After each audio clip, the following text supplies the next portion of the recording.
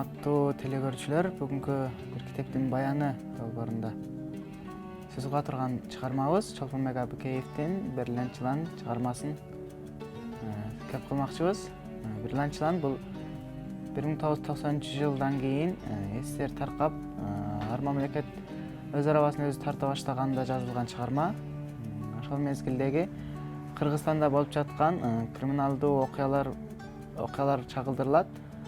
Жана ошондой эле ал окуялар ушу Берилен жыландын айланасында болот. Берилен жылан бул узундугу 37 сантиметр, жоондугу 7 сантиметрден келген жылан деп баяндалат.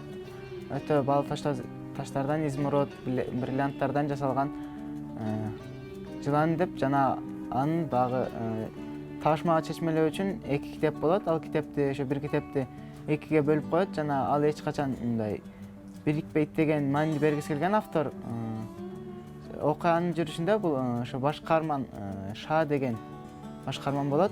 Ал баш каарман ушу өзүнүн баягы Кытай устаты Кадырдын айтып кеткен ошо баягы осуятын аткаруу үчүн бириктирүүгө аракет кылат. Жана ошондой эле бул көптөгөн окуялар менен коштолот.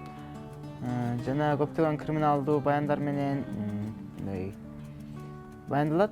Жана аягында бул китеп баары бир мындай бирикпегендиги мындай жөнүндө акыры ошо өзү ойлонуп атып, адам эч качан мындай ошо бул нерсенин туу чокусуна жетпесүү, мындай ааламдагы болуп жаткан нерселерди баарын адам башкара албастыгы жөнүндө айтып кетет.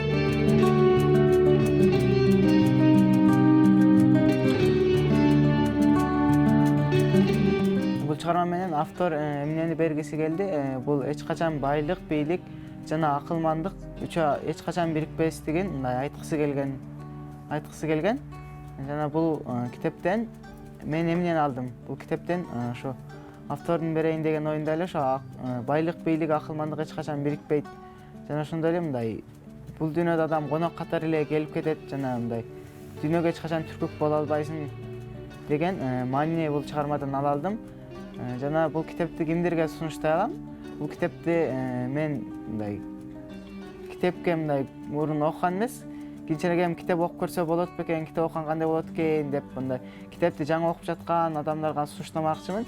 Себеби дегенде баягы адамдар баягы классикалык чыгармаларды окуганда китеп жакпай калышы мүмкүн да. Ошон үчүн бул китепти окуса, ушул китептин артынан мындай китеп дүйнөсүнө кызыгып кетүүгө чоң салым кошкон китеп деп айта алам.